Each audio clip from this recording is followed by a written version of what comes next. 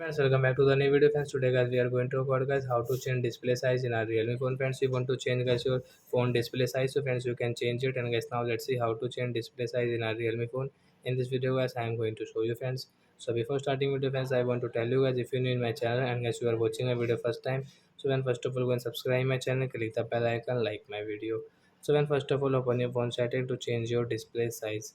Then guys scroll it, and guys you can see guys this person setting, friends tap here and guys scroll. Then guys you can see font and display size, guys tap here and guys scroll. Then guys you can see display size. So friends you can see display size. So friends you want to change into guys less large size and a small size, so we will change into guys large size, and guys we will apply here to change it. So guys your phone display size will change in your Realme phone. So like that guys you can change your phone display size in your Realme phone. So that's it guys, thanks for watching the video guys. Now we will meet on next video guys. Before going guys, please go and like my video, subscribe my channel. Bye bye friends.